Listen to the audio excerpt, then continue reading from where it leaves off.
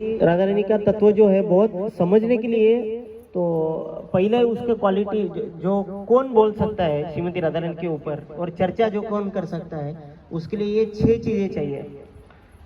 जिसने वाचो वेगम मनसा क्रोध वेगम, जिसके जीवा पर, जिसके जीवा मन क्रोध इन सब के ऊपर जिसने विजय पा लिया वही श्रीमती राधा रानी के ऊपर बोल सकता है। तो मैं पूरी तरह से अपात्र हूँ, लेकिन जस्ट 2 मिनट पहले परम पूज्य परमेश्वर प्रभु ने मुझे कहा कि कुछ तो बताओ, तो मैं खुद की शुद्धता के लिए, खुद को शुद्ध होने के लिए मैं कुछ तो श्रीमती राधा रानी के बारे में कुछ बोलूँगा।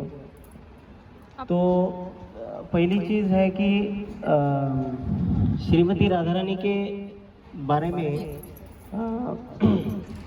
एक बार मैं सुन रहा था कि एक कुछ भक्तों ने प्रश्न पूछा किसी वरिष्ठ महाराज जी के कि सब भगवान के अगर नाम बोलेंगे कि क्या रहेगा, राधा श्याम सुंदर, किसी भगवान का नाम राधा मदन मोहन, किसका भगवान का नाम राधा गोविंद जी, राधा श्याम सुंदर, बहुत सारे नाम हैं। तो भगवान के बहुत सारे नाम हैं, लेकिन बताया कि जब हम श्याम सुंदर बोलते हैं, कृष्ण को बोलते हैं, तो वो अलग अलग लीलाओं का वो रसराज है, वो एक ये है, क्या बोलते हैं उसको, भगवान है। लेकिन श्रीमती राधा रानी को हमेशा एक भगवान की दासी, उनका जो धाम है वो सबसे हमारे लिए महान है। कौन सा? वृंदावन धाम। और बाद में नेक्स्ट जो पॉइंट, तो ये चैतन्य महाप्रभु ने शिक्षा दी कि अगर आराध्य कोई है, इसकी हमको पूजा करनी है, तो सबसे महान कौन है? ब्रजेश तनया, जो वृंदावन के जो महाराजा है उनके बेटे। जनरली हम देखते हैं कि राजा बिजी रहता है लेकिन राजकुमार घूमता फिरता रहता है। तो कृष्ण जो है, कृष्ण को कभी महान द्वारकाधीश बोलने से अच्छा उनको पसंद आता है कि व्रजवर नागर, मतलब जो राजा के बेटे लेकिन कुछ ऐसे ही घूम रहे हैं, ऐसा। व्रजेश तनया तद्धाम वृंदावन, तो सबसे महान धाम है वृंदावन। और बताया गया कि चैतन्य महाप्रभु की शिक्षा का है, रम्या काचित उपासना व्रजवधू वर्गेन व कल्पिता। कहा गया है कि अगर आराधना करनी हो भगवान की तो रम्या काचित उपासना, अगर सबसे महान जो उपासना है तो इनकी है वृंदावन की गोपियों की। वृंदावन सबसे महान है। अगर हम श्रीमद् भागवतम के किसी भी प्रार्थना में देखेंगे, ब्रह्मा जी प्रार्थना करेंगे, कोई भी प्रार्थना करेंगे, तो सबसे लास्ट में बताएंगे कि हम तो ठीक है लेकिन सबसे महान कौन है? वृंदावन की गोपियां। क्यों? क्योंकि वो भगवान से क्या बोलते हैं उसको, निस्वार्थ रूप से प्रेम कर रही थी।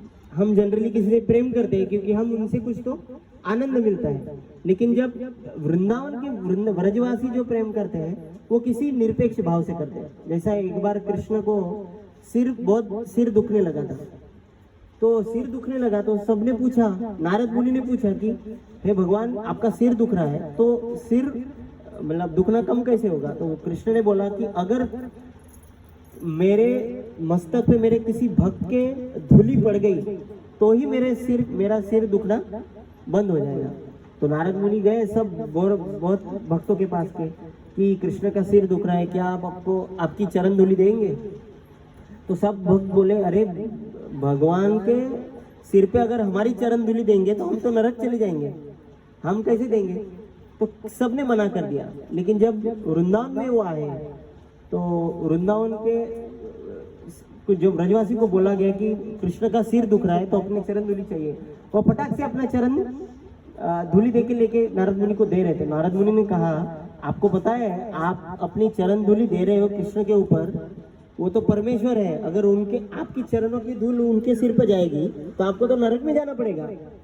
तो वृंदावन ब्रजवासी और खास तौर पे ब्रज गोपी और राधा रानी उसमें मेन थी, उन्होंने कहा कि अगर कृष्ण को आनंद देने 5 मिनट का भी अगर सुख मिलता है उसके लिए मुझे करोड़ों जन्म के लिए भी अगर मैं नरक में जाना पड़े तो मैं उसके लिए स्वीकार करती हूँ। तो ये है श्रीमती राधा रानी और कृष्ण का प्रेम।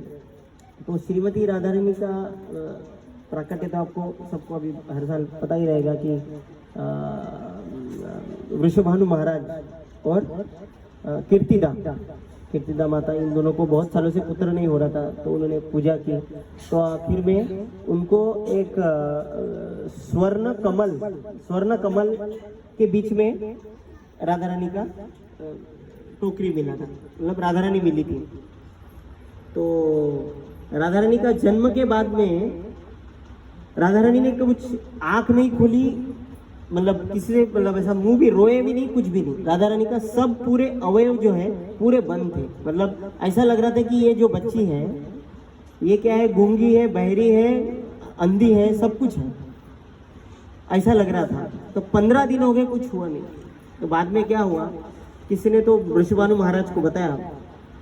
वृषभानु महाराज है बरसाना के राजा थे, दो, जैसे हम अभी गा रहे थे, बरसाने वाले की जय जय। तो बरसाना ये राधा रानी का गांव है, और कृष्ण के तो 2-3 गांव हो गए, मतलब वृंदावन बोलिए कि गोकुल, ये कृष्ण का है। तो किसी ने बताया कि अगर वो गोकुल के नंद बाबा आते हैं तो कुछ तो उनका जो बेटा है, सुना है कि उसने तो बहुत अच्छा पवित्र है, वो अगर आ गया तो कुछ हो सकता है। तो कृष्ण, नंद महाराज कृष्ण को लेके आए किनके घर, वृषभानु महाराज के घर। तो जब कृष्ण आए तो इधर ये बात कर रहे थे, नंद महाराज वृषभानु, इधर कृष्ण छोटे ही थे, इधर ऐसे रेंगते रेंगते राधा रानी के इधर आए। तो जैसे ही कृष्ण ने राधा रानी को स्पर्श किया, तभी ही श्रीमती राधा रानी के पहली बार आंख खुले, हाथ सब पूरे उनके जो अवयव है वो चेतना आ गए। तो राधा रानी उनके जन्म से ही बता रही थी कि मुझे मेरे जीवन का लक्ष्य कृष्ण है, भगवान है, उनकी सेवा है। अगर मैं देखूंगी तो भगवान को ही देखूंगी, बाकी कुछ नहीं देखूंगा। अगर मुझे सुनना है तो मैं पहले कृष्ण की सुनूंगी। तो उनका, राधा रानी का जो केंद्र बिंदु है कृष्ण ही थे। उनको कभी भी हम, मतलब कभी भी राधा रानी खुद को आगे नहीं करती है, कभी उसका, मुझे आध्यात्मिक जगत का ये नियम है कि श्रीमती राधा रानी हमेशा कृष्ण को बोलती है कि ये भक्त मेरे से अच्छा है। आध्यात्मिक जगत का ये नियम है कि कोई भक्त नहीं लगता है कि ये आजकल गाना है ना, वो क्या बोलते हैं उसको, और तुम्हारे भक्त जनों में हमसे बढ़कर कौन। तो ये भौतिक स्तर हो गया। भक्ति में बोलते हैं कि ये भक्त हमारे से अच्छा है। तो ये है श्रीमती राधा रानी की चेतना। पहले अगर हमको ये समझ रहा है कि राधा रानी को प्रसन्न करना है, तो राधा रानी की चेतना को हमको समझना पड़ेगा। राधा रानी को कभी नहीं लगा कि मैं सबसे महान हूँ। राधा रानी को हमेशा लगा कि मेरे से अच्छा ये भक्त है, ये भक्त है। तो प्रभुपाद जी ने भी एक ये लिखा था, एक भजन लिखा था, कृष्ण तब पुण्य हवे तबे हाय। मतलब प्रभुपाद जी ने लिखा था कि कृष्ण की अगर कृपा चाहते हो तो पहले किसकी कृपा लेनी पड़ेगी, श्रीमती राधा रानी की। हम भी अभी अपने जीवन में देखते हैं कि छोटा बच्चा को पता है कि पिताजी के पास जाएंगे तो मतलब काम बन नहीं सकता, कुछ काम है उसको, तो उसको पिताजी एक कान के नीचे भी बजा सकते हैं। लेकिन वो अगर क्या करेगा, अगर माँ के पास जाएगा तो माँ बोलती है ठीक है, इतना ज्यादा सोचती नहीं है कि नहीं। तो माँ का जो स्वरूप है वो बहुत दयालु है, करुणामय है, वो माफ कर देने वाली है। तो हर माँ के अंदर ये करुणा क्यों है, क्योंकि वो श्रीमती राधा रानी के अंदर है। अगर पेड़ ऊंचा है तो मतलब क्या बोलते हैं उसको, अगर मतलब किसी भी चीज का फोटो आईने में अगर हम देखेंगे, जो ओरिजिनल है वही उसका रिफ्लेक्शन दिखेगा उसका। वैसे ही है जो वास्तविक रूप में श्रीमती राधा रानी है, उसकी ही जो करुणा है वो सभी हम में है, ऐसा है। तो और दूसरा एक मुझे जस्ट अभी याद है कि प्रभुपाद जी का एक प्रवचन भी है। प्रभुपाद जी बोल रहे हैं कि हम सभी जो जीवात्मा है, वी आर ऑल, हम सभी श्रीमती राधा रानी के प्रतिबिंब हैं। हम श्रीमती राधा रानी के प्रतिबिंब हैं, ये हमें समझना चाहिए। तो एक चीज है कि राधा इस शब्द का अर्थ क्या होता है, आराधना, तनया आराधितो नूनम। तो सुखदेव गोस्वामी ने जब राधा रानी की चर्चा की तो बताया कि ऐसी एक गोपी है जो श्री कृष्ण को सर्वोत्तम प्रसन्नता देती है, अच्छे से आराधना करती है, उसका नाम वो है श्रीमती राधा रानी, आराधना। और दूसरा चीज मुझे याद आ रहा था कि ये भजन भी है, कौन सा अपना सभी महान महान आचार्य ने उनके ऊपर भजन लिखा है, तो हम भजन भी गा सकते हैं अपना। कि हो गया वो राधे जय जय माधव दैते हो गया, नहीं हो गया तो हम अभी गा सकते हैं मोबाइल में देना। आप पीछे दोहरा सकते सब। ये श्रील रूप गोस्वामी मतलब हम जब जो गौड़ीय वैष्णव जो है सभी रूप गोस्वामी के मतलब उनके लाइन में आते हैं। प्रभुपाद जी बोलते हैं हम रूपानुगा है, तो उन्होंने लिखा हुआ ये है श्रीमती राधा रानी का। तो उसके पहले ये भी मैं बताऊंगा, एक स्टोरी है कि श्रीमती राधा रानी कितनी दयालु है। अगर आप वृंदावन गोवर्धन परिक्रमा कितने लोग गए हैं, गोवर्धन परिक्रमा गए हैं, उधर एक जगह पे आप जाएंगे कि वहाँ पे वो यहाँ आता है ना, जहाँ पे एक फॉक्स जैकल क्या बोलते थे, जैकल लोमड़ी नहीं तो ऐसा कुछ कोल्हा, अभी मुझे हिंदी में पता नहीं है, बंगाली में तो पक्का ही पता नहीं है, तो जैकल बोलते हैं उसको। तो एक बार क्या हो गया, एक ऐसे जैसे कुत्ता रहता है ना, कुत्ते के पीछे छोटे छोटे बच्चे पत्थर मारते हैं, तो एक बार क्या हो गया, एक जैकल इंग्लिश लोमड़ी, हाँ लोमड़ी। तो लोमड़ी जो है, लोमड़ी को एक लोमड़ी थी, लोमड़ी के पीछे बच्चे लगे थे वृंदावन के एरिया में, गोवर्धन के एरिया में। तो बच्चे बहुत तंग कर रहे थे, वो उसको पत्थर मार रहे थे। तो लोमड़ी एक ऐसा लकड़ी का ये था, ऐसा मतलब पेड़ था, वो खाली मतलब अंदर से खुला हुआ था, तो वो अंदर घुस गई छुपने के लिए। लेकिन लड़कों ने क्या किया, उधर से दोनों भी जगह पे ऐसा भर के, ऐसा तनी से भर के उसको आग लगा दिया।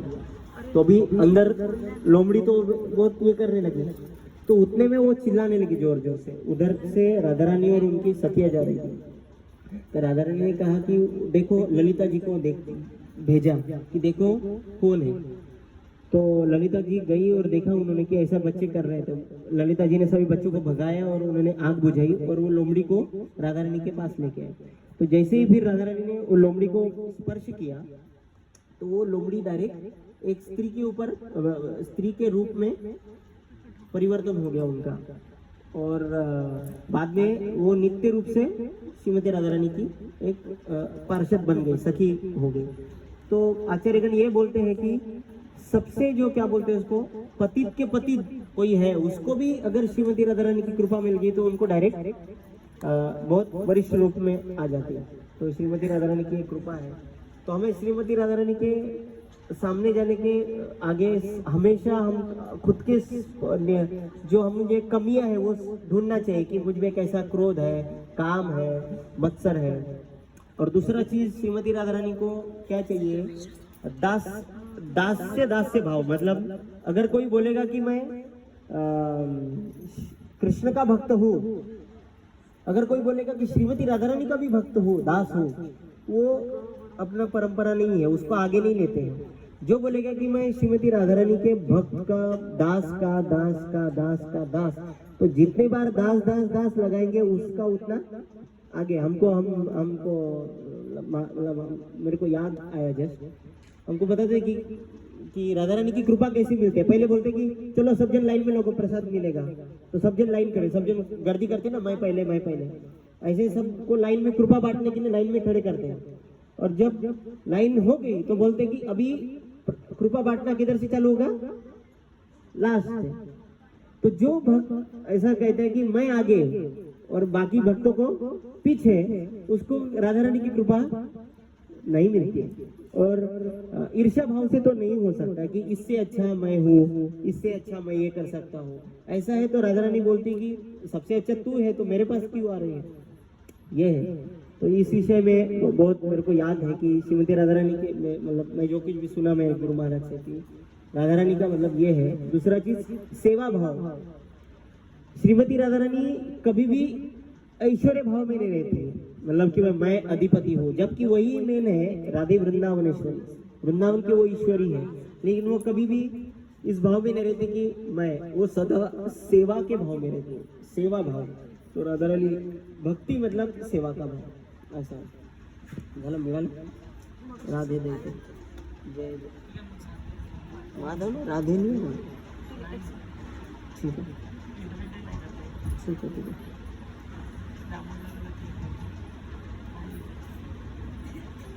इतर शोध वैष्णवाचार्य लेखक सूची रूप गोस्वामी से रूप गोस्वामी।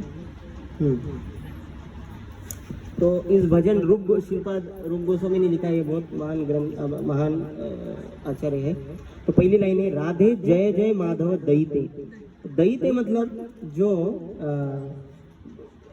दयिते मतलब उनकी बहुत प्रिय मतलब प्रिय व्यक्ति वैसा है। तो राधे जय जय माधव दयिते, माधव मतलब कृष्ण, माधव की बहुत दयित है। गोकुल तरुणी मंडल महिते, गोकुल की जो सब तरुणियां हैं उनकी मंडल महिते मतलब उनकी भी वंदनीय है श्रीमती राधा रानी। बाद में बोला गया है कि दामोदर रति वर्धन वेशे, दामोदर रति वर्धन वेशे, वर्धन वेशे मतलब श्रीमती राधा रानी ऐसे कपड़े पहनती है, ऐसे खुद की वेशभूषा करती है कि जिससे कृष्ण भगवान देखकर प्रसन्न होते हैं। वो ये सोचकर कपड़े पहनते, जनरली हम कपड़े पहनते हैं कि मतलब मैं कैसी सुंदर दिखूंगी, लेकिन श्रीमती राधा रानी का पहला उसका उद्देश्य क्या रहता है कि भगवान श्री कृष्ण को कैसे क्या पसंद आता है, ऐसा है। हरिनिष्कुट वृंदा विपिनेशे, तो हरिनिष्कुट वृंदा विपिनेशे मतलब हरि को सुख देने वाले वृंदावन की आप महारानी। नेक्स्ट लाइन है, वृषभानु दधि नवशशि लेखे। वृषभानु, तो वृषभानु महाराज उनके राधा रानी के पिताजी का नाम है। तो ऐसा बताया, ऐसी कल्पना की गई है कि जैसे चंद्रमा समुद्र से निकला था, समुद्र से निकले थे, तो वैसे ही वृषभानु नाम का जो दधि है, समुद्र है, उसमें से राधा रानी नाम की चंद्रमा नवशशि लेके उधर से निकल रही है, ऐसा है। और क्या है, ललिता सखी गण रमित विशाखा, और सभी ललिता विशाखा जो राधा रानी की सखी है उनको बहुत सुख प्रदान करती है, सबकी एकदम क्या बोलते हैं उसको, उन अपने गुणों से वो वशीभूत करती है। नेक्स्ट है, करुणाम करुमयी करुणा भरते सनक सनातन वर्णित चरिते।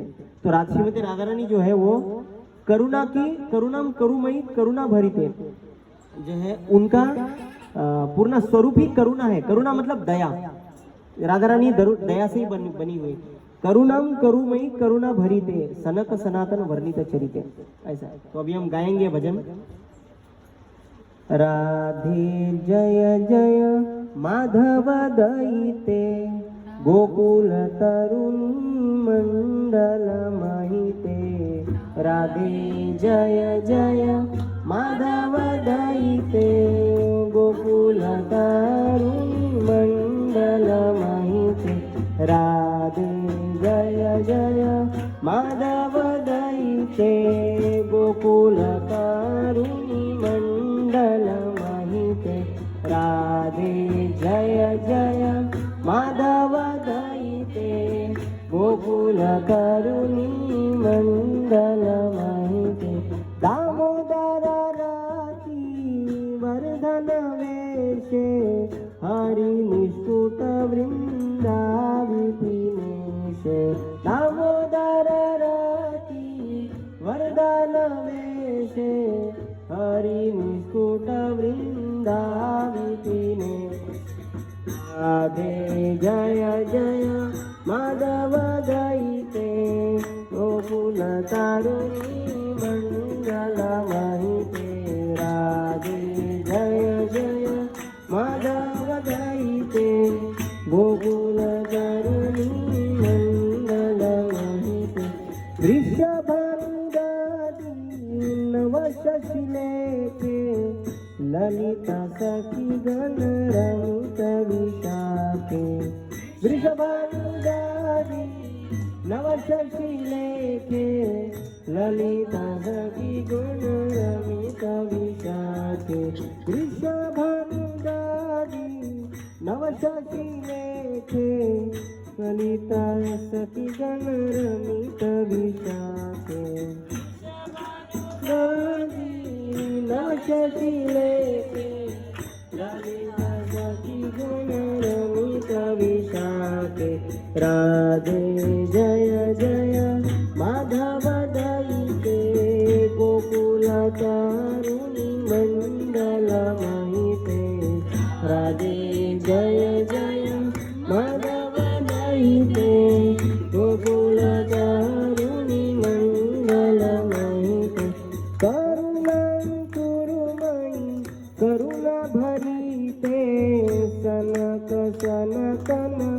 वर्णित चरिते करुणा कुरुमाई करुणा भरिते जनक सनत वर्णित चरिते राधे जय जय माधव गायिते गोकुल तारुणी मंगलमयिते राधे जय जय माधव गायिते गोकुल तारुणी मंगलमयिते। श्रीमती राधा रानी की। तो जस्ट मुझे एक कथा याद आ गई श्रीमती राधा रानी की। तो जब श्रीमती राधा रानी छोटी थी तब वो जैसे जैसे छोटे बच्चे करते रहे ना, मिट्टी से कुछ तो बनाते रहते, ऐसे खेलते रहते, ऐसा मिट्टी से हमने ये बनाया है, खीर बनाया, वैसे कुछ तो करते रहते। तो एक बार छोटे राधा रानी और उनकी सखियां ऐसे मिट्टी का बर्तन बनाया उन्होंने, और उसमें ही उन्होंने ऐसा नकली ऐसा बना रहे थे कुछ तो, हम खीर बना रहे हैं ऐसा। तो उतने में आए दुर्वास मुनि। आपने दुर्वास मुनि का नाम तो सुना रहेगा। दुर्वास मुनि ये शिव जी के अंश है। जब ये अनुसुईया के पुत्र है, वो 3 पुत्र थे, एक तो दत्तात्रेय विष्णु जी के, और ये थे शिव जी के जो अंश है वो है दुर्वास मुनि। तो शिव जी मतलब बहुत क्रोधित बहुत होते थे। तो दुर्वास मुनि जब क्रोधित होते थे तो डायरेक्ट श्राप ही देते थे। तो उस समय जब दुर्वास मुनि आए वृंदावन बरसाना में, तब श्रीमती राधा रानी छोटी थी और वो ये बना रही थी, सब बाहर डर के भाग गए। तो लेकिन श्रीमती राधा रानी जो है उन्होंने क्या किया, ऐसे बच्चे करते हैं ना, वो खीर बनाई, और ऐसा मिट्टी की खीर उन्होंने ऐसा कटोरी ली और दुर्वास मुनि के पास गई और बोली कि ये हमने खीर बनाया, आप खाओगे क्या? सब डर रहे थे अभी क्या हो जाएगा। तो श्रीमती राधा रानी ने उनके पास दिए। तो श्रीमती राधा रानी कोई सामान्य तो थी नहीं। तो जब दुर्वासा मुनि ने चखा तो वो सच में खीर उनको लग रही थी। तो उनको इतनी पसंद आ गई, तो दुर्वासा मुनि ने उनको वरदान दिया कि तुम जो कुछ भी बनाओगे वो बहुत ही सबसे बेस्ट रहेगा, यही नहीं लेकिन जो भी तुम्हारे हाथ का खाएगा उसको कभी बीमारी नहीं होगी। तो ये सब क्या बोलते हैं उसको, उसके बारे में खबर फैल गई जिधर उधर कि राधा रानी जो भी बनाएगी उसको कभी बीमारी नहीं होगी। तो उधर फिर क्या हो गया, यशोदा माता को पता चल गया कि राधा रानी जो कुछ भी बनाएंगी वो ये हो जाएगा। तो फिर राधा रानी क्या करने लगी, तो श्रीमती राधा रानी को उन्होंने पहले ऋषभानु महाराज से बोला कि क्या आपकी लड़की हमारे घर में आके मेरे बेटा जो है कृष्ण कान्हा उनके लिए बना सकती है क्या? तो बाद में सबने बोला कि ठीक है। तो श्रीमती राधा रानी छोटी बच्चियां थी, ऐसे इसी उम्र में छोटी बच्ची। तो राधा रानी जाती थी और कृष्ण के लिए खाना बनाती थी और कृष्ण वो खाते थे। एक दिन तो ऐसा भी हो गया, आपने कभी वृंदावन में जाके पीली पोकर आपने नाम सुना रहेगा, पीली पोकर, ठीक है। वो तो क्या हो गया कि राधा रानी तो यशोदा माई की बहुत इच्छा हो गई कि राधा रानी क्या बने, उनकी बहू बने। रोज ये इतनी अच्छी सुशील लड़की। तो राधा रानी सिर्फ सुंदर दिखने में सुंदर नहीं थी, लेकिन उनका अभी आज हमने सवेरे गाया था श्रीमती राधिकाष्टकम, उसमें बताया कि षटगुणाली पंडिता, उनको 64 जो स्त्रियों में 64 गुण रहते हैं, उसकी उनमें वो पंडित थी। मतलब कुकिंग में, बोलने में, रंगोली में, मेहंदी में, वो जो भी है उन सभी कलाओं में श्रीमती राधा रानी पंडिता, षटगुणाली पंडिता थी श्रीमती राधा रानी, ऐसा है। और सुंदरता में तो कुछ यही नहीं थी, उसकी कोई कंपेरिजन ही नहीं था। तो ऐसा हुआ तो श्रीमती राधा रानी बनाती थी रोज। तो यशोदा मैया की एक बार इच्छा हुई कि ये भी मेरी क्या होनी चाहिए, बहू बन जाती हो, अच्छा हो। तो उनमें भावपूर्वक होकर उन्होंने हल्दी उनके हाथ में लगा लिया, किनकी, राधा रानी के हाथ में, हाथ इधर उधर लगा दिया, ऐसा हो गया। तो लेकिन बाद में उनको समझ में आया कि ये तो अभी मतलब मैंने उनके पिताजी से बात नहीं किया। तो राधा रानी को भी बहुत डरने लगा अभी क्या हो जाएगा। तो सब फिर जाते जाते उन्होंने फिर एक जगह पे हाथ धोया, उस जगह का नाम है पीली पोखर। ये बहुत मतलब फेमस जगह है वृंदावन में। अभी जो कुछ तो कथा है। और एक बार क्या हो गया, तो श्रीमती राधा रानी हर रोज बनाती थी खाने के लिए। तो अभी कृष्ण अकेले नहीं खाते थे, सब जन बैठते थे, सब दोस्त लोग ऐसे एक साथ लाइन में बैठते थे। तो अभी तो स्वाभाविक है जब कुछ भी बनाती है श्रीमती राधा रानी को उनको देखना था कि कृष्ण को पसंद आया कि नहीं। तो एक बार क्या हो गया, उन्होंने एक लड्डू बनाया बहुत अच्छा था, तो सबको लाइन में बिठा दिया और श्रीमती राधा रानी वगैरह एक ऐसा एक एकदम छुपके से देखती थी कि कृष्ण को पसंद आया कि नहीं। तो सब जन बैठ गए खाना खाने के लिए, सबको वो लड्डू दिया गया, खाना दिया गया। तो कृष्ण ने देखा कि श्रीमती राधा रानी देख रही है, तो कृष्ण ने ऐसा ये लिया, ऐसा खाया और ऐसे करने लगे। अरे श्री क्या मतलब बहुत ही खराब हुआ करके। तो सब जो मतलब राधा रानी बहुत ही दुखी हो गई कि अरे क्या हो गया, मैंने कुछ तो गड़बड़ कर दी। तो कृष्ण तो कैसे तो करने लगे। तो फिर बाद में क्या हो गया, दूसरे जो उनके जो दोस्त थे, उनका दोस्त का नाम है मधुमंगल। मधुमंगल जो है ब्राह्मण थे लेकिन बहुत पेटू थे। पेटू मतलब बहुत खाओ, क्या बोले खाओ, बहुत उनको खाना का पसंद है। जब उनको परोसा गया तो उन्होंने एक खाया, उनको बहुत पसंद है और ज्यादा खाने लगे। तो सबको समझ गया कि ये कृष्ण का क्या है, नाटक है, ऐसा है। तो ऐसी बहुत सारी लीलाएं हैं ऐसा। तो भगवान श्री कृष्ण की जन्माष्टमी के बाद में राधाष्टमी। तो बाहर जो लोग मतलब आम लोगों के लिए कृष्ण जन्माष्टमी इम्पोर्टेंट है, महत्वपूर्ण है, लेकिन भक्तों के लिए सबसे महत्वपूर्ण है राधाष्टमी, क्योंकि हमको भगवान की सेवा करने के लिए जो शक्ति है और भाव जो है वो श्रीमती राधा रानी देंगे। एक बार श्रील प्रभुपाद जी के जो गुरु थे, श्रील प्रभुपाद जी के गुरु ये श्रील भक्ति सिद्धांत सरस्वती ठाकुर, तो एक बार ऐसे ये कर रहे थे, क्या बोलते उसको, रॉकिंग चेयर बोलते ना, ऐसे बैठे हुए थे, ऐसे एकदम भाव विभोर थे। तो वो बोले कि एक अपने शिष्य से बोल रहे थे, हमको इस कृष्ण से कुछ लेना देना नहीं, हमको क्या पता है कृष्ण, हमको कृष्ण से कुछ इंटरेस्टेड नहीं है, लेकिन श्रीमती राधा रानी इनको कुछ तो थोड़ा मतलब राधा रानी इनकी सेवा करती है, इसलिए हम इनकी सेवा करते हैं, नहीं तो हम किनके भक्त हैं, राधा रानी के। ऐसे अपने वरिष्ठ, अच्छा वो रस में है, वो तत्व में नहीं है, वो समझ गए ना। एक रस होता है कि वैसा मूड, एक रस एक तत्व होता है, ऐसा है। तो कृष्ण को बोलते हैं मदन मोहन, कृष्ण को बोलते हैं मदन मोहन बोलते हैं।